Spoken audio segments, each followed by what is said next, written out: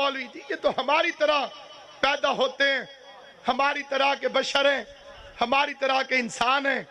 میں کہتا ہوں تو باقیوں کی چھوڑ، میں قرآن مجید کی آیت پڑھتا ہوں، سرکار علامہ تشریف فرمائیں، بسم اللہ الرحمن الرحیم۔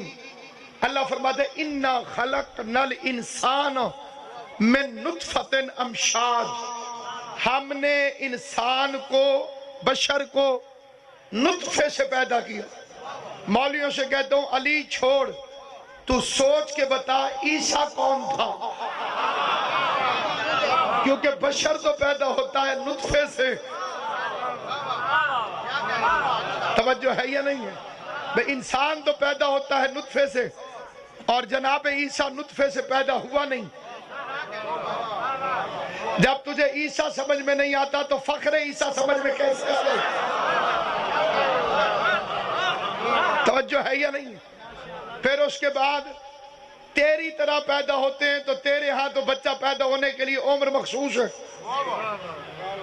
ایک خاص حد ہے جس کے بعد عورت ماں نہیں بن سکتی، مرد باپ نہیں بن سکتی۔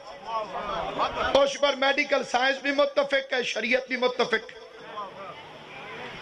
کوئی بندہ نہیں جس کے گھر توضیح المسائل یا تحفۃ العوام کی کتابیں موجود نہ ہو، جو لکھنا چاہتا ہے وہ لکھے، جسے ایس ایم ایس کرنا چاہتا ہے ایس ایم ایس کرے۔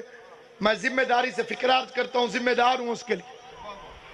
وہاں لکھا ہوا ہے کہ غیر سید زادی خاتون 50 سال تک تقریباً ماں بن سکتی، اور پھر سارے مولوی صاحبان نے لکھا ہے کہ سید زادی 60 سال تک ماں بن سکتی۔